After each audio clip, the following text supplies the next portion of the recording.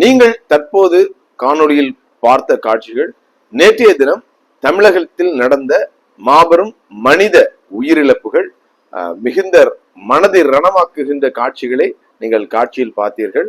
முதலாவது சம்பவம் பாத்தீங்கன்னா தூத்துக்குடி மாவட்டம் தூத்துக்குடியில் உள்ள அந்த அரசு மருத்துவக் கல்லூரியில் 4ஆம் வருடம் படித்த சில மாணவர்கள் அதிகாலையில் அங்க இருக்கிற வார்டனுக்குலாம் தெரியாம கார்ல தங்களுடைய மகிழுந்துல என்ன பண்றாங்க, அதிவேகமாக விடிய காலையில மழை பெய்து கொண்டிருக்கும் பொழுது பயணம் செய்யும் பொழுது எதிர்பாராத விதமாக விபத்துக்குள்ளாகி மரத்தில் சென்று மோதி 3 மருத்துவ பயிற்சி மருத்துவர்கள் அந்த நிகழ்விடத்திலே இறந்து போறாங்க.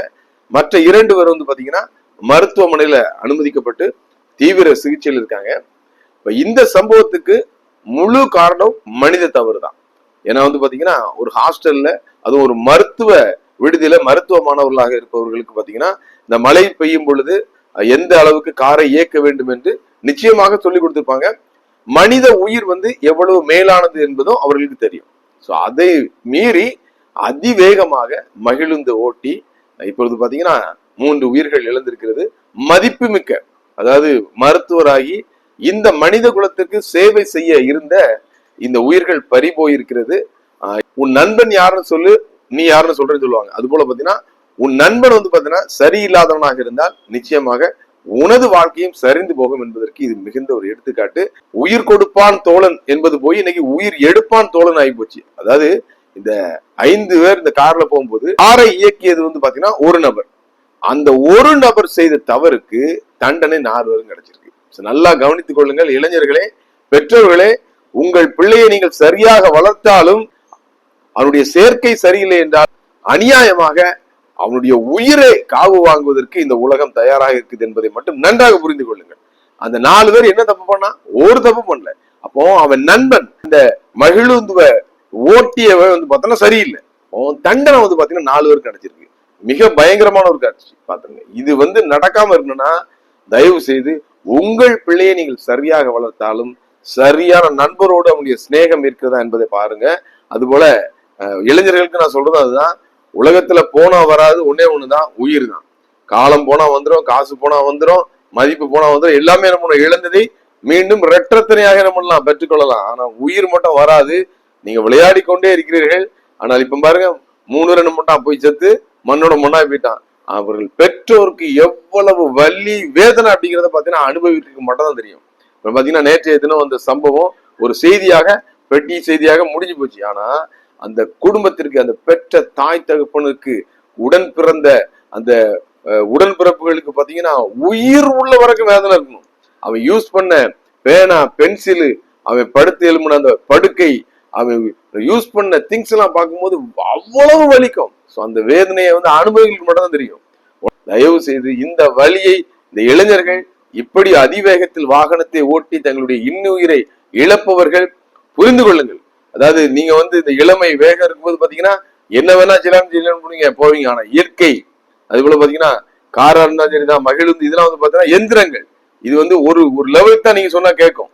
அதனால அதற்கு ஒரு விளையாடாதீங்க. அது போல பாத்தீங்கன்னா இயற்கை, காற்று, நீர், நெருப்பு, இதெல்லாம் பாத்தீங்கன்னா ஒரு அளவுக்கு தான் என்ன பண்ணும், மனிதனுக்கு கட்டுப்படும். அது தன்னை கட்டவிழ்த்து விட்டு இருக்கும் போது அது கூட சவால் போடக்கூடாது. சோ ஒரு நல்ல ஒரு படித்து இந்த சமூகத்துக்கு சேவை செய்ய இருந்த ஒரு 3 மருத்துவர்களை இந்த சமூகம் இழந்திருக்கிறது. எல்லா பெற்றோரும் பாத்தீங்கன்னா எவ்வளவோ கனவுகளை சுமந்து எதிர்பார்ப்புகளோடு பிள்ளைங்களை வளர்க்குறாங்க. சோ இந்த வலி அவருடைய வாழ்க்கை முழுதும் பாத்தீங்கன்னா துரத்தி கொண்டே இருக்கும். அடுத்த சம்பவம் பாத்தீங்கன்னா 12ஆம் வகுப்பு படிக்கிற ஒரு பொண்ணு மகிழ்ச்சியாக வீட்டுல இருந்து கிளம்பி பள்ளிக்கூடத்துக்கு போறதுல பாத்தீங்கன்னா ஒரு மிருகம் அந்த பெண் என்ன பண்ணிருக்கு, கத்தியால குத்தி சிதைத்திருக்கிறது. கேட்பதற்கே பயங்கரமா இருக்குது. எந்த மாதிரி ஒரு சமூகத்துல நம்ம வாழ்ந்து கொண்டிருக்கிற ஒரு கோபம் வருது. அந்த பெற்றோர் துடிக்கிறாங்க கிடந்து. ஒரு பெண்ணாக பிறந்ததை தவிர அந்த பெண் செய்த பாவம் என்ன? பத்திரிகையில எழுதுறாங்க, அவங்களும் பொண்ணா இவளும் பொண்ணா, அவளும் பார்த்தா இவளும் பார்த்தான், சரி இருக்கட்டும்.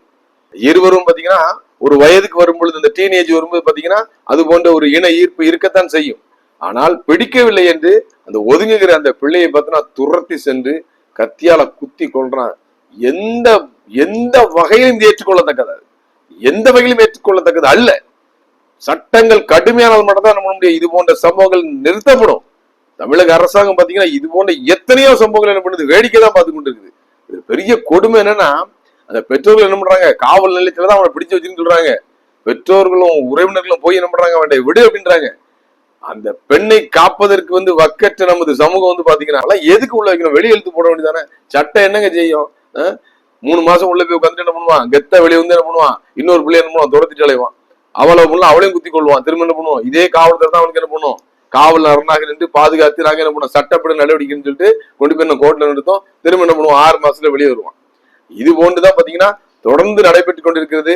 அரபு நாடுகளை போல இங்க சட்டம் கடுமையாகாவிட்டால் அந்த பெண் எப்படி பார்த்தனா கத்தி குத்தும் பொழுது பாத்தீங்கன்னா அவ்வளவு வேதனை சகித்து கொண்டு அந்த நடு ரோட்ல சரிந்தாலும் அது போல என்ன பண்ணும், இவனெல்லாம் என்ன பண்ணும் செய்யணும். அப்பதான் என்ன பண்ண முடியும், அந்த சமூகம் திருந்தும். அடுத்த என்ன பண்ணா யோசிப்பான், அவனுக்கு என்ன உரிமை இருக்கு.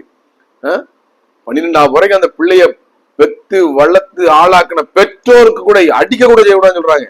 ஹியூமன் ரைட்ஸ்ல எங்க போனாங்க? இப்போ பெற்ற பிள்ளைய தோளுக்கு மேல வந்த பிள்ளைய பெண் பிள்ளைய அடிக்க கூடாதுன்னு சொல்ற இந்த சமூகத்துல பாத்தீங்கன்னா கத்தியால குத்திரும் கொலையுரிமா என்ன பண்றான், ரத்த வெள்ளத்துல சரித்த ஒரு மிருகத்துக்கு இன்னைக்கு ஒரு பாதுகாப்பு கொடுத்து ஒரு காவல்துறை பாத்தீங்கன்னா அரணனுக்கு வெக்கக்கேடு.